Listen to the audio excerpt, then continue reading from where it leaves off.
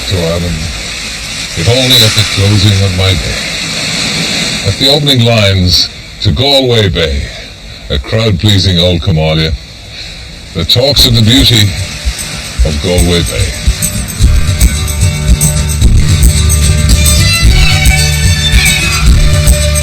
I've already travelled the southern half of the country, the Ireland I knew from my youth. Now I'm headed north to a land I'm less familiar with. The border was a dangerous place. I'll be recalling Northern Ireland's unsung heroes. He signed up with White Star and off he went on Titanic. I want to see how much of that old Catholic prudery has survived. 3, 2, 1, go! I want to bathe in the glories of great Irish success stories. It was interesting what happened, the journey of traditional Irish dance. A little bit of flamenco, a little bit of Broadway. Back in Dublin, I've agreed to subject myself to a grilling from Ireland's father confessor. Did you decide that you do not believe in God or otherwise?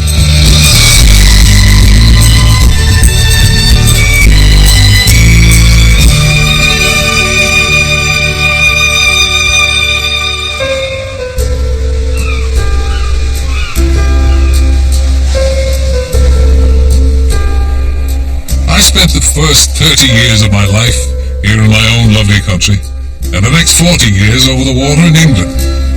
As I set off on the second leg of my journey, I can't help reflecting on what the people of these two countries think of each other.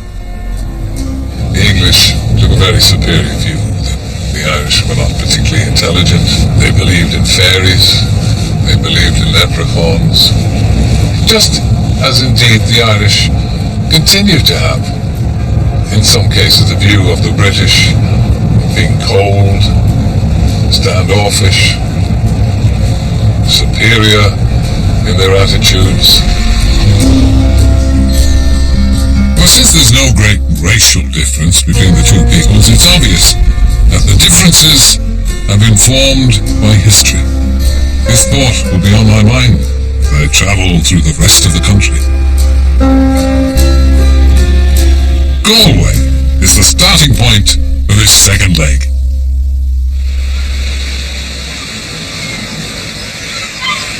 The seaside suburb of Salt Hill was as far north as we Wogans ever went when I was a lad. I spent many a holiday here with my family. Salt Hill, an endless promenade, as I remember it, up and down which the Da, the Ma, the brother, and myself used to walk. I have here a picture of us. As you can see, that's myself with the old Dumbo ears. It's very brave of me to be standing out in the high wind because I could take off at any moment. And the brother behind, in a pullover that could only have been knitted by me granny. The Da is smoking a fag at the corner of the mouth, but he's wearing a beret. Now that was a sign that my father was on holiday, because normally my father, in his workaday life, would wear what I'm wearing, which is called a cap. Galway has always been known as a place for young people, and to this day it is full of young people. And one of the main reasons I resent it.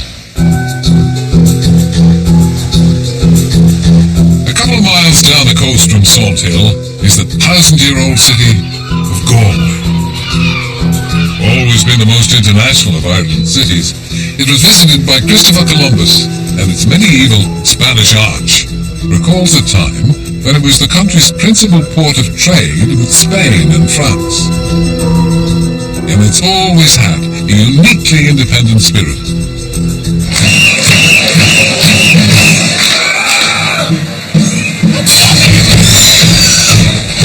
1,000 years on, Galway is the Republic's fastest growing city, and its Arts Festival is Ireland's answer to the Notting Hill Carnival and the Edinburgh Fringe, all wrapped up in one explosive package.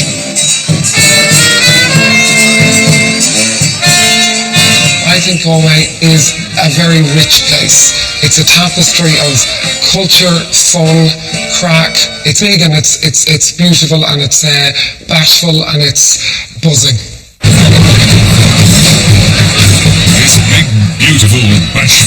street parade will be watched by 80,000 people as it weaves its way through Galway's maze of medieval streets.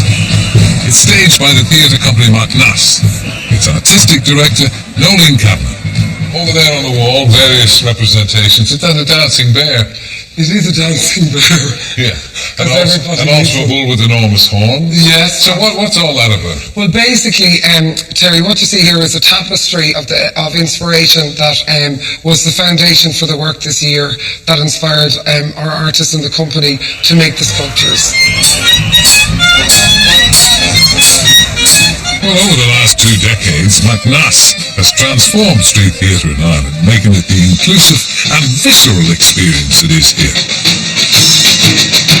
Macnas means joyful abandonment, something my education and upbringing didn't prepare me for.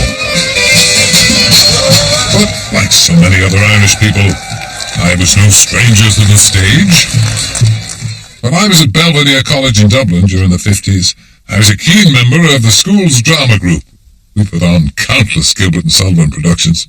Here in Galway, I've arranged to meet my old school friend Eugene Carney. He and I were the Olivier and Richardson of Belvedere College. Did you feel that at any time there when you're doing that you had a future on the stage? Frankly, no. I did think you had. You had the style and you had the... what you're saying is... the je ne sais quoi. What you're saying is I upstaged you. Absolutely. This is the evidence of T. Wogan as the Grand Inquisitor. You're even overacting in the still photograph. You're kind of unrecognisable in that. Yeah, I'm a little heavier since very well made up. You're very favourably reviewed here. Eugene Carney, I came first, and Terence Wogan gave us the 2 noble lords as Gilbert intended them to be, quite out of the ordinary in brainlessness and ineptitude, but superbly convinced of their own omnicompetence. Perhaps we should stop there. But anyway, that's a favourable review. So do you think that the Irish have a talent, have a performance gene in them more than anybody else? Or do they just think they have? I think possibly a higher proportion of people in Ireland are given to getting up on the stage or singing or dancing, whatever talent they may have. Yeah, I think so. Yeah, now in Galway, they're not afraid to take their talent out onto the streets. Well, I've been tipped off to look out for a reenactment of the execution of King Charles I in London in 1649. It was an event the city of Galway has a surprisingly strong connection with.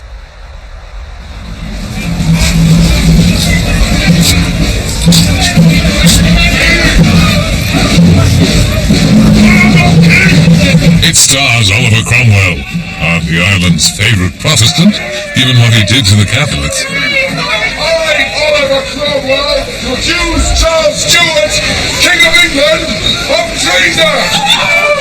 The prisoner is King Charles I, complete with flowing locks and a bevy of women protesting his innocence. This king has shown himself to be an enemy of our parliament and is hereby sentenced to death. Axman, do your duty! But the royal executioner refuses. The hunt is on for a replacement. Up steps a new recruit, ready and willing to do the job for a handsome fee. Axman, off with his head!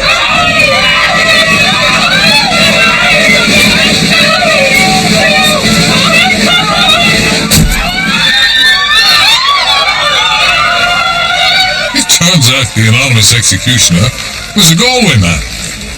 And this very building, now the King's Head pub, was his reward. Jonathan Collins. Yes. I may say, you played that role of executioner as if you were born to it. Thank you. Uh-huh. You know what, the funny thing is, in a way I was. And the man that got to do the execution was a man called Richard Gunning.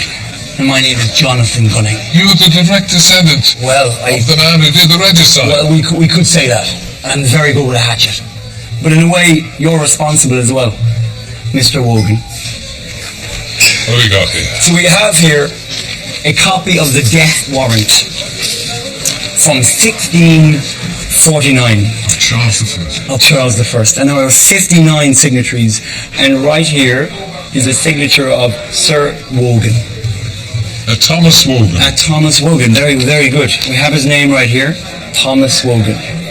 I'm as guilty of regicide as your ancestor. But his name was Sir Thomas Wogan, and of course you're a Sir as well. So clearly it works out quite well for you. Yes, it does, yeah. So I think maybe you could keep going. Just keep it up and we could work together. Kill a king and become a knight. Yeah, that's it. Yeah.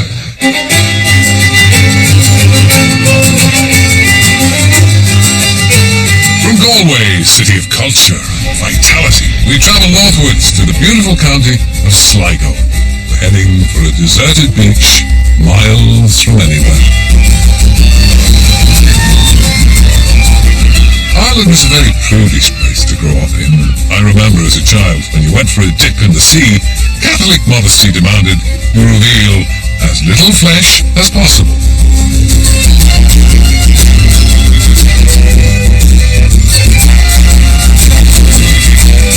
Today, these golden sands are going to be alive, with 200 or more ladies putting 2 fingers up to Irish prudery.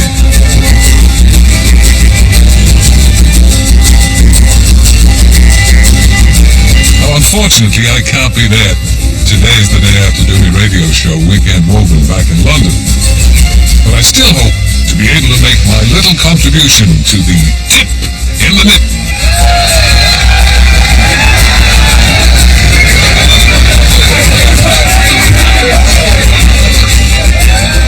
Miracles that would have happened even 5-10 years ago in Ireland.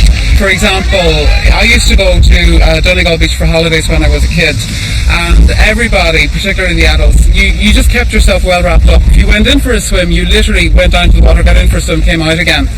There was no real freedom of it. And what I found last year when I did this, when I organised this event for the first time, I actually had to remind people that it was a fundraiser because it became about something else. It became about a sense of liberation.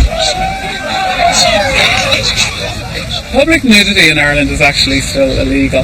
In many ways, I suppose, it's an Irish solution to an Irish problem. The Gardaí come along and help us make sure that everybody's privacy is protected, when in fact they should be arresting us. And my father last year was afraid that I was going to get arrested over this. But because we're not setting out to cause offence, that's the key thing. And because we do make sure that it's kept private, it's okay. So everybody takes it in the spirit in which it's intended.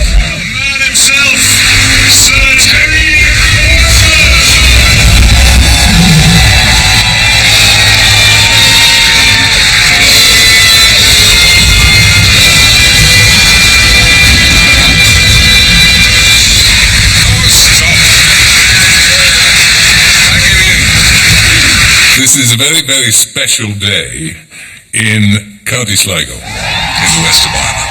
There are a fine body of women, even as we speak, and they're there on behalf of a breast cancer charity fundraising event, and they call it the Dip in the Nip. And it's up to us to launch them. So, ladies and gentlemen, here we go. 3, 2, 1...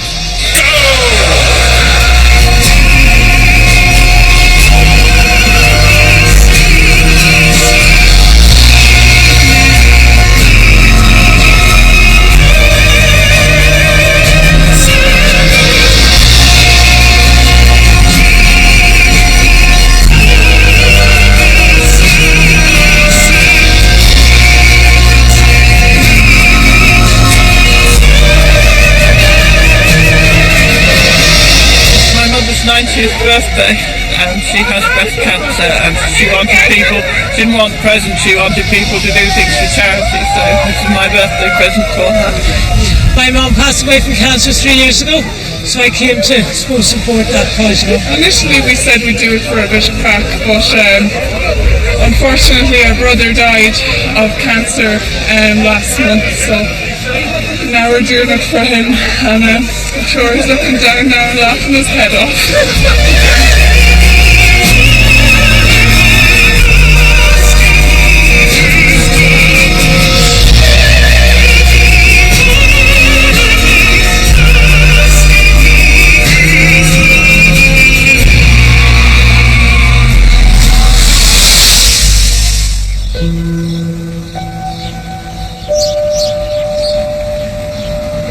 Onwards, relentlessly onwards. Past Sligo town, we encountered the extraordinary peak of Ben Bulben, formed by glaciers during the Ice Age. Looking down on it, it has the appearance of a slice of ripe brie, its sides falling away to the ground below.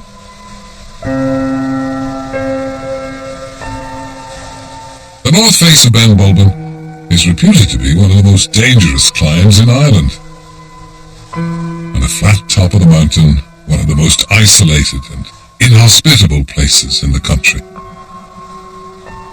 An American aircraft crashed here during World War II, said that some of its remains can still be found on that wind-swept plateau.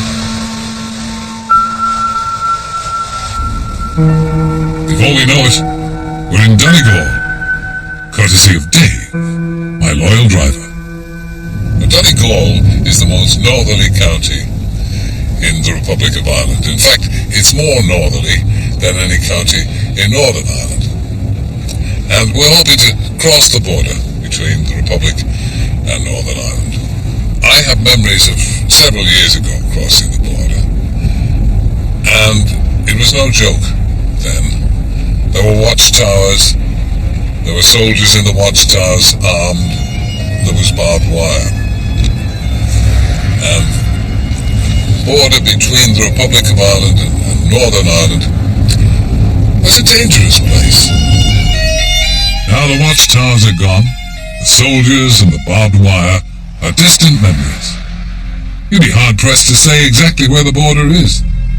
And all of a sudden, you see ghosts from the past, like this used guardhouse. Security has been replaced by commerce, as countless bureaux de change compete to exchange euros for pounds, and road signs change from kilometres to miles. We're now crossing the border. You are now in Derry, in Northern Ireland. So we've gone from kilometres to miles. We've gone from a country that's enthusiastically a member of the EU to another country that is perhaps not quite as enthusiastic. Correct. Just over the border is Northern Ireland's second biggest city, known by two very different names, Derry and Londonderry. Good morning, Gerald Michael Anderson here, spinster of this parish. The number to ring. I've asked my old friend Jerry Anderson, the voice of BBC Radio Foyle, to explain the significance of these two names to me and you. You'd be stopped at night, you see, and somebody would say, "Where are you going?" And you'd say, "Derry," wondering if it was right, because if you say Derry, it means that you're probably a Catholic. But if you say Londonderry, you're most definitely a Protestant. So he knows instantly what religion you are, which is important here during the Troubles.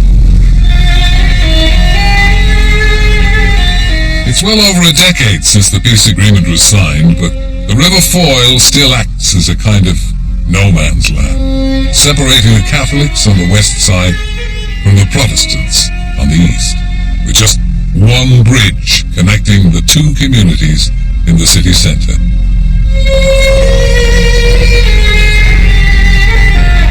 The old walled city of Derry is a powerful reminder of what this is all about.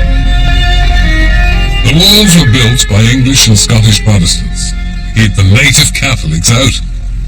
Jerry brings me here to explain how the time bomb of nearly 4 centuries of anti-Catholic discrimination was finally ignited. It was left to fester. It was never sorted out. It all began in 1947, when Catholics started receiving secondary education for the first time.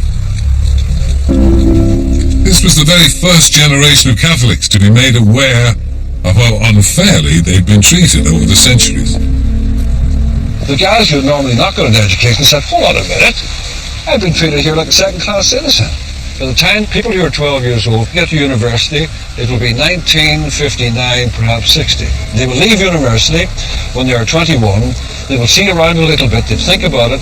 They'll be 25 or 26. By the time they realize they have to do something about this place, oh look, it's 1969. Time to start the troubles. Down below the old city, A series of murals tell the story of the Troubles, and most famously of Bloody Sunday. On the 30th of January 1972, a civil rights march through the city ended in tragedy, and 13 demonstrators were shot dead by the British Army. A 14th died later. They were all Catholics. It took 38 years for the truth to be unraveled, and in 2010, an investigation led by Lord Savile concluded that the deaths were unjustified and unjustifiable. The Savile report was the first time that anything has happened that has been actually really positive, because somebody was coming out and saying, you were right, that the people were innocent. We believe you now. We didn't believe you before, but you were right. And it gave the city a tremendous boost of self-confidence. And everybody just went, thank you. That's all we want. The Savile Report's conclusions sent a wave of hope and optimism through the city, as well as giving a further boost to existing initiatives to help pull the next generation of Catholics and Protestants together in this town. One of the most successful is the Foyle Cup. Now one of Europe's biggest youth football tournaments, this match between Derry City Boys and St Kevin's from Dublin is taking place in the middle of the Cregan housing estate on the outskirts of Derry. The Foyle Cup attracts top under-18 players from throughout the United Kingdom, Ireland and Europe, and it's become a favourite for talent spotters from the big football clubs.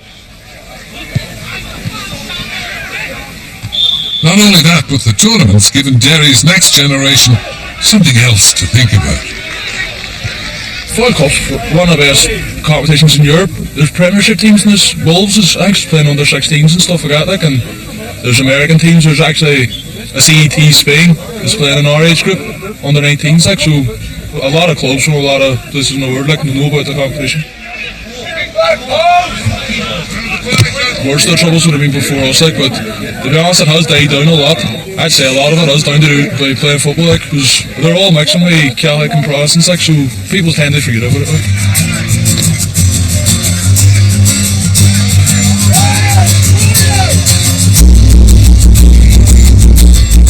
The other great initiative is the Peace Bridge. Work has begun on a pedestrian bridge across the River Foyle to link the two halves of the centre of the city, east and west, Protestant and Catholic. The new structure is a 235-metre footbridge supported by two curved suspension structures. It's been described as a handshake across the Foyle. It will be the biggest single regeneration project in Derry City for over 30 years.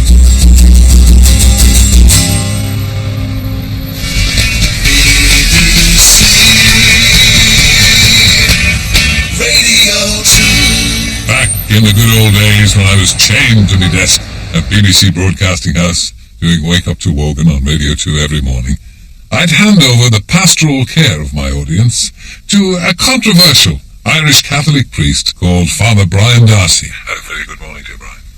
You remember his wise words, I'm sure. People are unreasonable, illogical and self-centred. Love them anyway. Every week, Father Brian presented a 2-minute programme on my show called Pause for Thought. So, you're very welcome, Terry. In which he disseminated words of wisdom from the monastery here at St Gabriel's retreat. It's mostly we wanted to be a welcoming place. Now he's the rector of the monastery here. Father Brian is regarded as a rebel in the Catholic Church, which is why he doesn't always wear priestly clothes. After all these years, I'm open to see the very place from which Father Brian broadcast to the nation. Well, I always assumed you'd have a cell. Well, here's a cell. Is this going to disappoint me now? Is there a bed of rushes and things? Well, it's a plank. This is my room. No, simple bedroom. My simple bedroom. And also, what have you got here? And this is a lovely red light, which should remind you of something.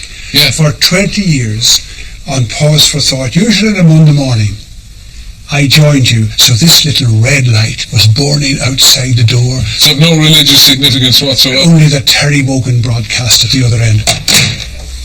And I sat down here, put on my headphones, and spoke to the nation, to 8 million people from this little desk, and then went back to bed. I get up at 5:20 every morning. Traipse into London, into Broadcasting House. You got out of the bed, in the turned around into the pyjamas, and said, "Good morning, Terry." There are times when we let the world get the better of us, and there are times when we let depression blind us to the good things all around us. Well, outside of his radio broadcasts, Father Brian works in a troubled world. In 2009, the Murphy Report confirmed that there had been a number of cases of child abuse by Catholic priests in Dublin from the 1970s. And this has seriously undermined people's confidence in the Catholic Church. Father Brian has been a very public critic of the way the Vatican has handled these revelations. The present Irish Catholic Church is in a complete mess. The Murphy Report discovered there were 11 abusive priests in one diocese. I was in the Council of Priests in Dublin during that time, and it was never mentioned. And I have to say, it shook me to my roots, not just in priesthood, but in faith itself, that so much could have been hidden. And in the middle of all of that, you had abusive priests who joined the priesthood so that they could abuse children.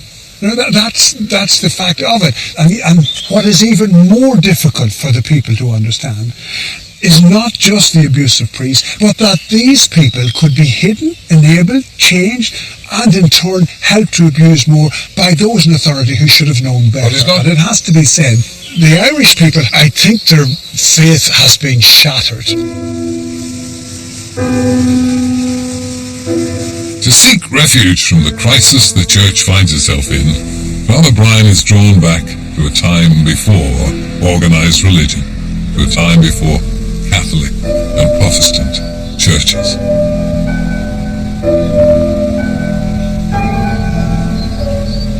So Brian, tell me why you brought me to this idyllic spot, Lochern. I used to be with you in the programme and you say, "Where are you speaking from this morning?" I say, "I'm looking out across the idyllic Lochern," and you never believed me. And so now you see how idyllic this place is. All those word pictures that I gave you, they fade into nothing when you actually see the beauty of it. And I would have to say that in the last 20 years, it is this scene, this what you're looking at now, and this man, Pat Lundy, in the boat, who has kept me reasonably sane. I can't claim sanity. So you'd be madder than you are even if it wasn't for this lake. Terry, I would be unbearably mad if it So what do? You come out here and reflect, or just sit and think of nothing? I think both are the same thing. This has always been, it's a sacred thing, it's a Celtic thing, it's here thousands of years, it's here long before Christianity, and the Christians used this at the very beginning, right back to St. Malash and Devenish, the famous Columbanus of Iona, all of those came on this lake and reflected on it. This was the kind of place that bred the island of saints and scholars. What it does to me is, somehow or another, once you get into this, there's a kind of a spirituality, you know, that's missing everywhere else in Ireland.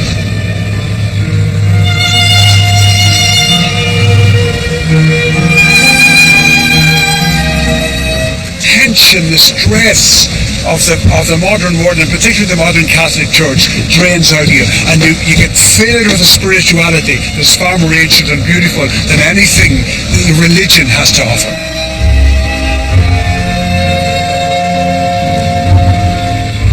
Father Brian takes his inspiration from the early Christian fathers. And with people's faith in the Catholic Church at an all-time low in Ireland, it needs ambassadors like Father Brian Darcy more than ever before.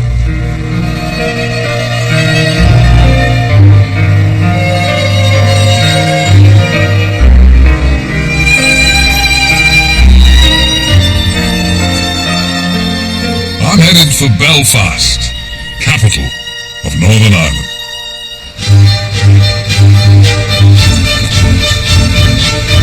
Now, when I was in my teens and 20s, you have to understand that people who lived in Dublin very rarely crossed the border to go to Belfast. And vice versa. In fact, so disconnected are they, they've only just completed the final section of the new motorway that links the two cities. If I went to Belfast at all, it was to play rugby for my school team in Belvedere College in Dublin. In those days, the city was probably best known for its shipyards, which are owned and run by Harland and Wolff, once the biggest shipbuilders in the world. They employed over 30,000 people here on Queen's Island, almost all of them Protestant. Nicknamed Samson and Goliath, these monstrous yellow cranes were symbols of Harland and Wolff's global supremacy. Back in their heyday, Harland and Wolff were responsible for the creation of the most notorious ship of all time. The Titanic was the largest passenger ship in the world when she set sail on her maiden voyage to New York on the 10th of April, 1912. 4 days later, she struck an iceberg and sank, and more than 1,500 people drowned. What is much less well known is that 22 of the victims were local Ulstermen. Their lives are quietly commemorated by the Titanic Memorial in the grounds of Belfast's City Hall. The story of one, Thomas Miller, was typical of the ordinary Irishman who had had the misfortune to be on the ship when it sunk. Is that a picture? That's him. He was only 33 when he died, so he was still a young man with his whole future ahead of him. Susie Miller is the great-granddaughter of Thomas Miller. Thomas Miller worked here in Harland and Wolff as an engine fitter, and for the 3 years that it took to complete Titanic, he was watching the ship getting bigger and bigger, and he started to think about the sort of places it would be going and the opportunities that it would offer. So he really set his mind to improving himself, and he went and studied to become a seagoing engineer, a marine engineer. Just 3 months before Titanic was due to sail, his wife died. So he was left with these 2 young children, and he wanted to give them the best start in life. So he signed up with White Star, and off he went on Titanic with the idea of going to America, basing himself there, and then once he had himself organised, sending for those 2 boys. Those 2 boys were Susie's grandfather and great-uncle. Not only had they lost their mother, but with their father on the Titanic, they were about to lose him too. As a deck engineer, part of his responsibility was for the mechanisms which controlled the lifeboats, the davits. So he, in all likelihood, was helping to get people away, was working those lifeboats and getting them lowered down. So at least he was doing something to help others. Probably no room for him on the boats. No, there wouldn't have been. No, crew would have been expected to do their duty until the end. And this poor man who thought that he was doing good for his children, in the end, he left them orphaned. He left them something else as well. He did. Well, right here where we're standing would have been the last place that my grandfather saw his father before he sailed off on Titanic. And before he left, my great-grandfather took my 5-year-old grandfather to one side and gave him 2 new pennies and said, "Don't spend those until I see you again." And of course, because he never did see his son again, my grandfather kept those all his life and never did spend them. Yes, George V is on them.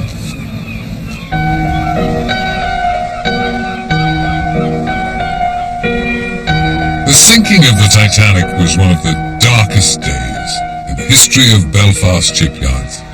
And yet, that ill-fated ship was given its name to a massive project to regenerate this entire Docklands area.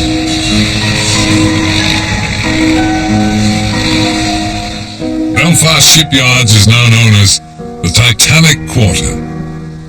The irony of it. Like London's Docklands, it's going to include a brand new financial and business district and a major new museum devoted to the memory of one of the 20th century's greatest tragedies.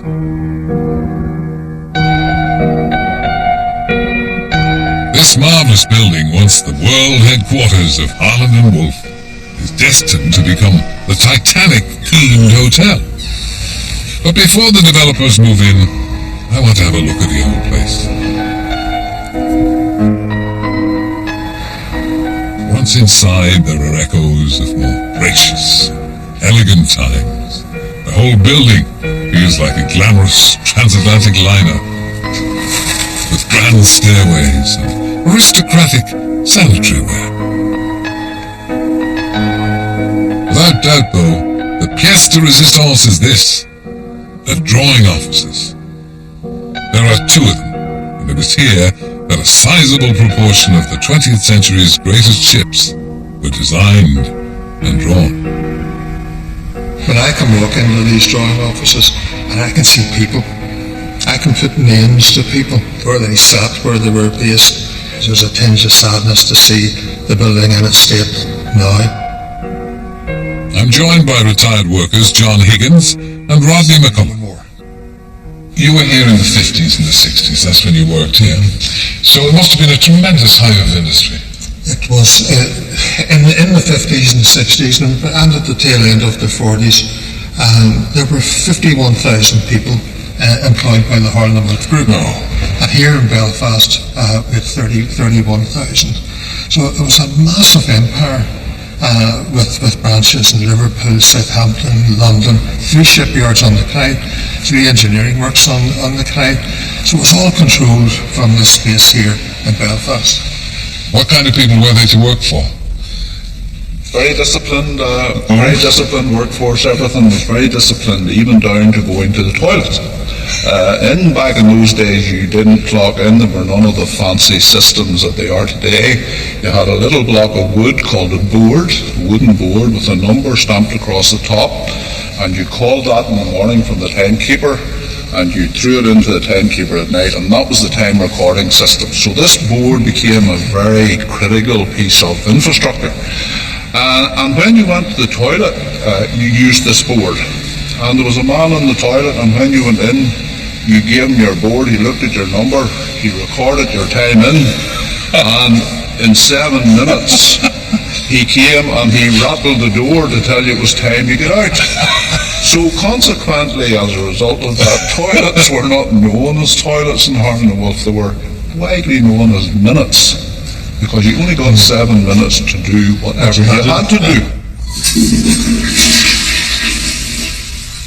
Absolutely right, too. We've all become too soft.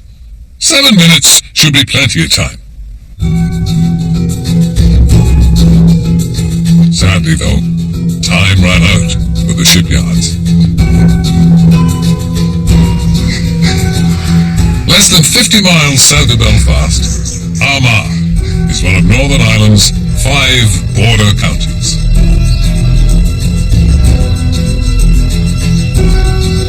It's one of the most fertile and beautiful parts of the country, but its beauty belies its recent history.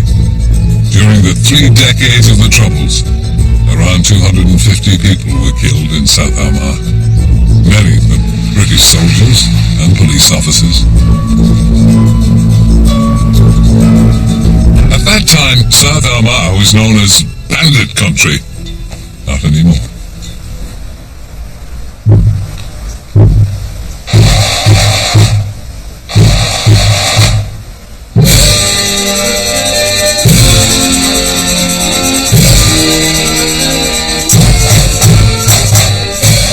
Bridges Accordion Band has members not only from both sides of the border, but from both Catholic and Protestant backgrounds. Given the size of the place, most of the village seems to be in the band.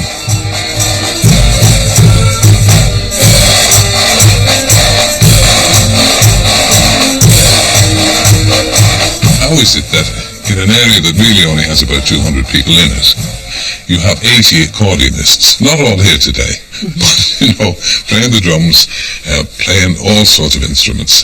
How did you manage to generate that kind of enthusiasm? A lot of hard work, but it all started back in 1991, Terry, where it was not really going on in this locality, and there was a lady from across the border who joined here with 4 people, including my brother and sister and her own 2 daughters, and they decided that they would start music lessons.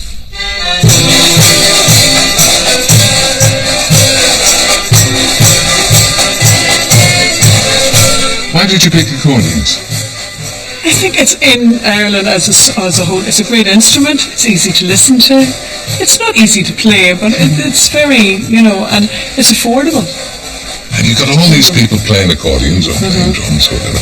And of course, you become internationally famous. Yes. You win competitions all over Europe, don't you? Yes. We've won the All-Ireland 3 years in a row. We've won 5 All-Irelands altogether.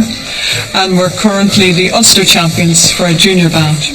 So we have a senior band and a junior band. Well, it's an extraordinary tribute to the fact that in this tiny area, and in an area, I think, Breach, that has certainly been embattled. I mean, you've had your share of violence here. Yes, we have indeed. I mean, this area along this borderland area would be a focal point throughout history. Obviously, economically and politically, the border would be viewed as legitimate, but culturally, the only difference is between here and the south is, the post boxes are green down there and red up here, and music is there's no line on a map with music. I think I could grow to love the accordion. And in Jonesborough, you'd better.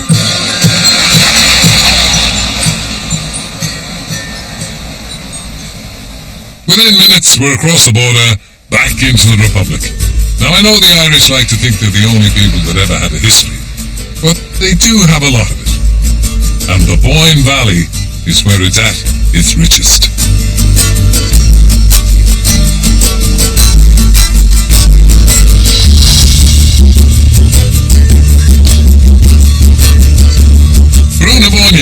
Is one of the most spectacular megalithic sites in Europe. It's a chamber of tombs that's older than the pyramids of Egypt. And these strange earthworks on the hill of Tara mark the seat of Lear, High King of Ireland, and legendary adversary of St. Patrick. Nearby is a statue of St. Patrick himself. Keep an eye on that shamrock. At some point in the 1st century AD, St. Patrick won an argument with the Druids, and the old king gave him free rein to bring Christianity to this pagan isle. The event that the Boyne Valley is best known for is the Battle of the Boyne, the only significant battle in European terms ever fought in Ireland. Back in 1690, the Protestants and the Catholics fought to the death for Irish rule. 30,000 Catholics, led by King James II and his Jacobites, marched up from the south. 40,000 Protestant troops, led by King William, or King Billy as he's become known, headed down from the north. The armies met here, on opposing sides of the River Boyne, but the Catholics never stood a chance. Historian Turtle Bunbury explains why. Several reasons why one army won, which ended up being King Billy, and one of them is that they were outnumbered. That's pretty obvious. Secondly, King Billy's men were quite veterans of all the wars in Europe, whereas King James's Jacobites were 17,000 of them were farmers from round and about who hadn't really fought before. And thirdly, lately it's been discovered that the brandy rations arrived on the morning of the battle itself for the Jacobite forces, and a lot of them got stuck into it that day. Are you sure this is not a part of Irish mythology? I'm quite sure. A diary has recently been located and added that. And the Jacobites were then driven down to Limerick. Finally defeated at Limerick. That was the end of the Jacobites. The Battle of the Boyne saw the end of Catholic rule in Ireland. It was the last hurrah, definitely. The drink gets blamed for nearly everything in Ireland, but what is clear is that Catholics were outnumbered and finally outdone.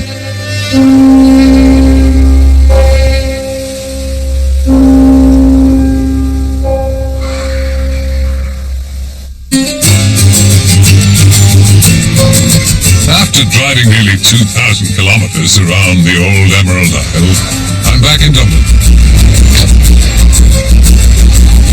When I was 15, 1 hour ahead of the posse, we Wogans moved here from Limerick, where I'd spent my childhood. 12 years later, I made Ella Joyce the happiest woman on the planet by marrying her. time, I was speaking to the great Irish public, as a continuity announcer, no less. Like most city dwellers, Dubliners are a breed apart.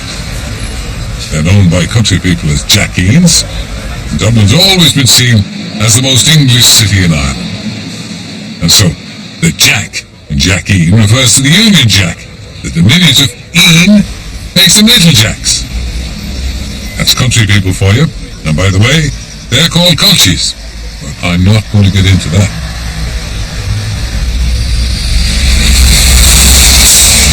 I left Dublin in a marked manner for London in 1969, but this is the city that made me, so I suppose I could call myself a Jackeen.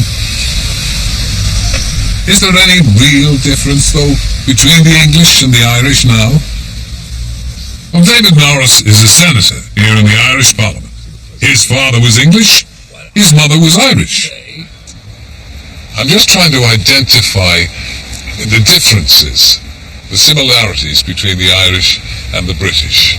I think we're actually very similar in a lot of ways. They have a slightly different sense of humour, I think. But we are remarkably similar genetically, and we're all mixed up. And if you look at Her Majesty the Queen, a woman I greatly admire, she is a direct descendant of both Brian Boru and Hugh O'Neill through her mother, who was so gloriously Irish. You know, fag in the mouth, gin in the handbag, punting on the nags, fairies in the kitchen, absolutely wonderful. And a woman of whom Adolf Hitler said, the most dangerous woman in Europe. What an accolade, what a gal. I think that was wonderful. Unsurprisingly then, there aren't many differences between the Irish and the English any longer. Most of us are a mixture of the two. Of course, like me, a lot of Irish don't live in Ireland any longer. There are more of us in England than there are in Ireland. I'm all in favour of bringing people together as much as possible rather than fomenting division. Celebrate difference. That's wonderful. And I'm glad there are still people doing Morris dancing and rolling cheeses down the hillside. I mean, those are terribly English things. I mean, Irish people wouldn't do them. We have our own idiocies. We may not roll cheeses or Morris dance, but here in Ireland, we're taught to dance as though our lives depended on it. River Dance is now a world-famous stage show, but I'm proud to say I was there at the very beginning. Before Michael Flatley and Jean Butler went on to become household names.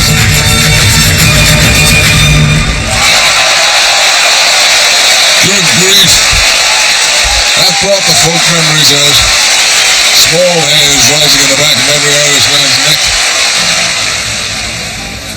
By anybody's standards, it was dramatic, it was dynamic. It probably changed Irish dancing forever. For 15 years, Riverdance has been a global, blockbusting stage show, and now it's back in Dublin, rehearsing for another sellout season at the Gaiety Theatre. I've come to meet my old friend Moya Doherty, one of the original creators of Riverdance.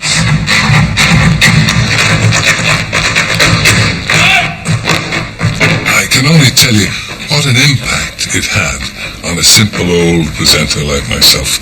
In terms of television, in terms of drama, there was nothing to touch it, and it was you that started out.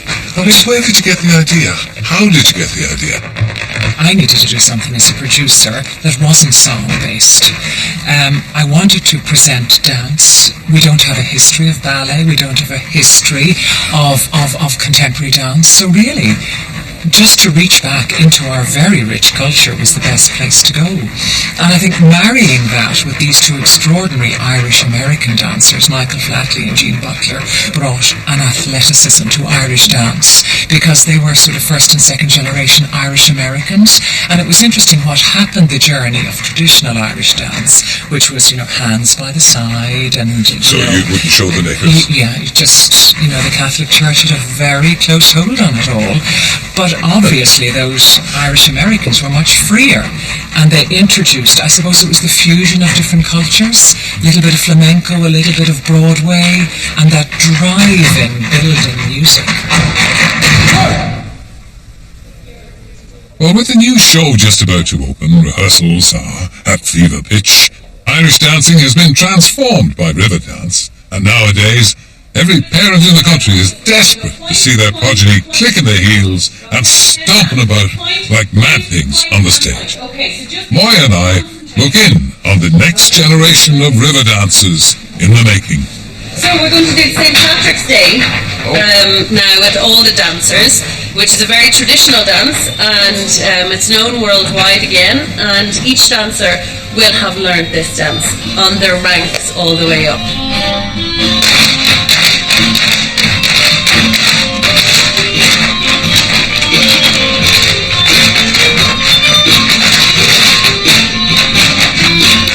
Susan Ginnity was one of the dancers on the very first performance of the fledgling river dance during the Eurovision Song Contest. So there you were on that wonderful night. Yeah, long time ago. What did you feel at the end of that night? Did you think that something rather extraordinary had happened? Absolutely. You know, when we danced at first, we had our rehearsals, and we always knew it was fantastic. You know, it was a great camaraderie between everybody. But then when we finished the dance that night, there was a and then the applause, you know. Extraordinary intake of breath. Absolutely, and it was brilliant for us. We were very young at the time. We were only, I was 16 at the time, so I was only a baby myself, you know, so it was brilliant. Great experience.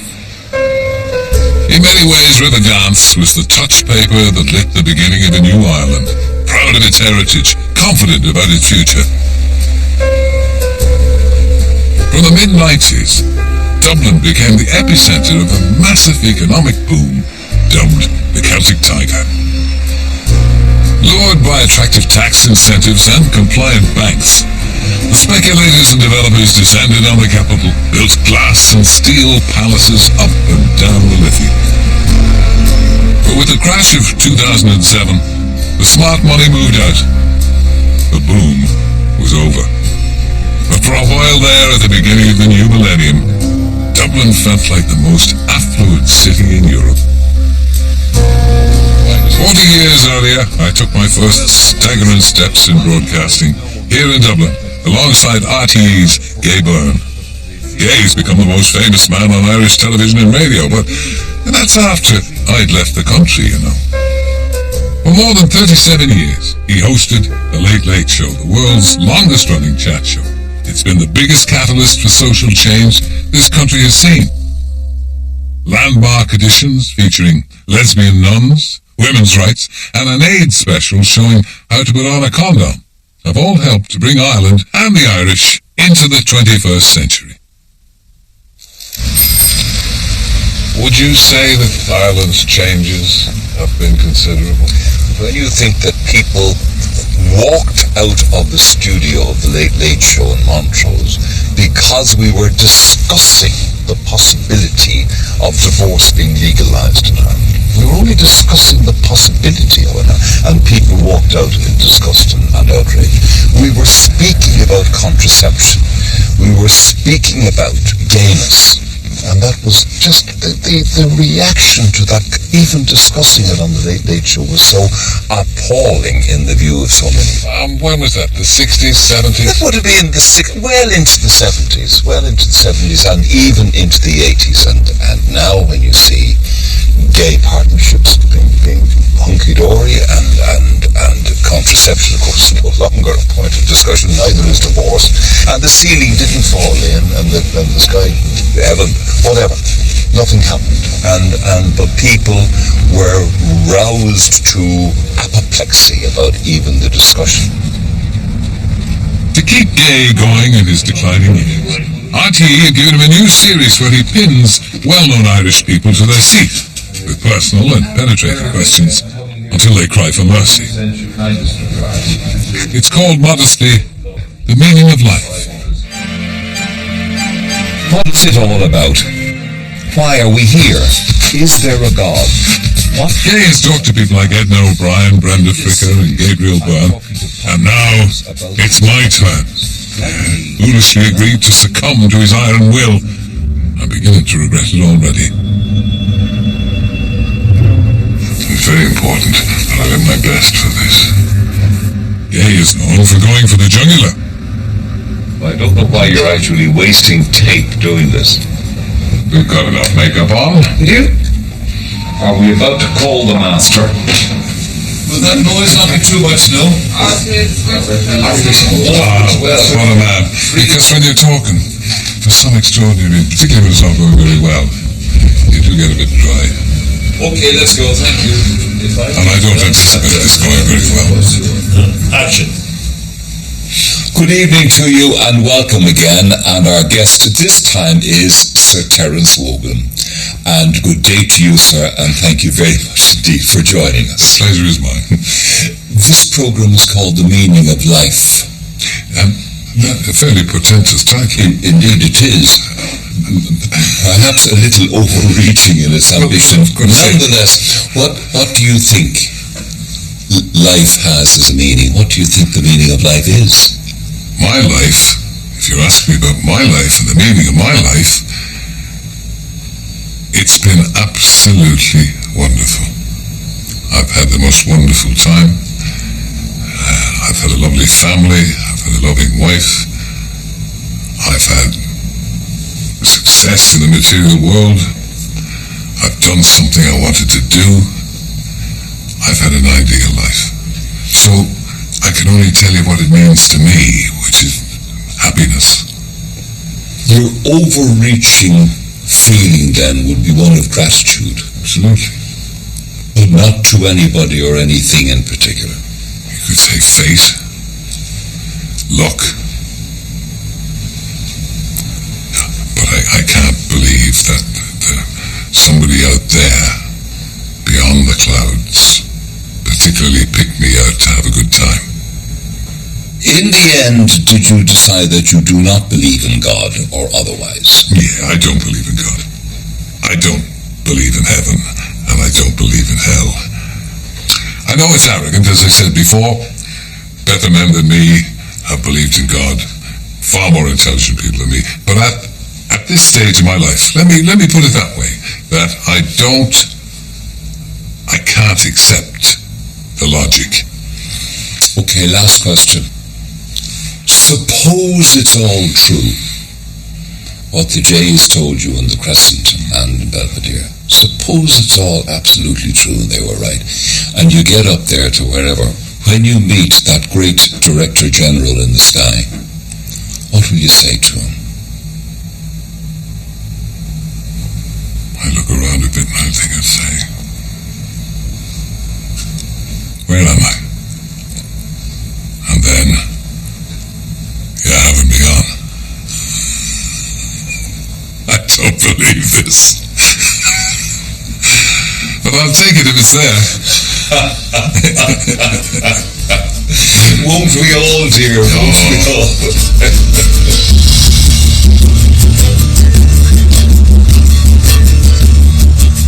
It's up for discussion. There may be no heaven, there may be no hell, but somewhere in between the two here in Dublin, there is a kind of immortality, if you're famous enough. Because the city is full of statues. They celebrate most of Ireland's good and great. Most of them have been given rhyming nicknames of such rudeness, I couldn't possibly disclose them here.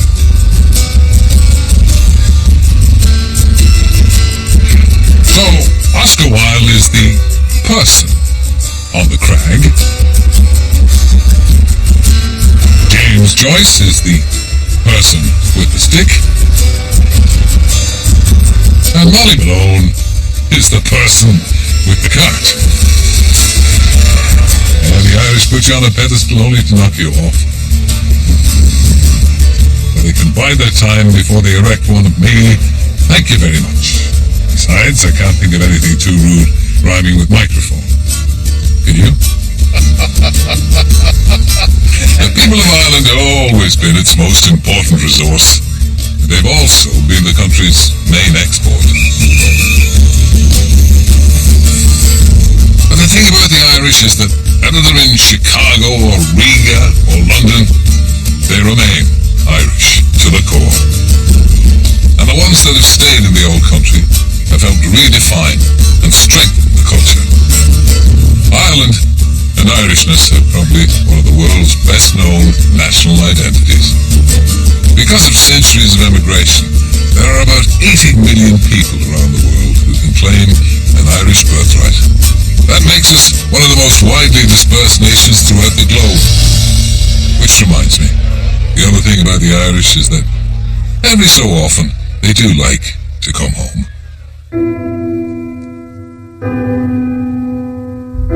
This is Phoenix Park, Dublin. Probably the biggest walled park in Europe. 5 square miles of grass and trees. And in the middle of it, Áras an Uachtaráin, which is Gaelic for the Presidential Palace, where the President of Ireland sits. And in that top left-hand window, you'll see a light. And that's a permanent light. That's a light to welcome back the millions of Irish who've left this country. As I've done myself, and as I have to do again. Okay, Dave, take us away.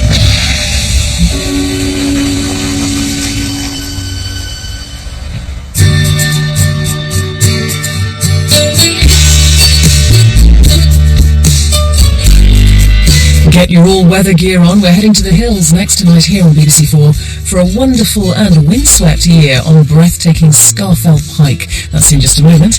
And then brand new comedy as Anthony gets the Valentine's Day meal underway in and Out of the Kitchen at 10.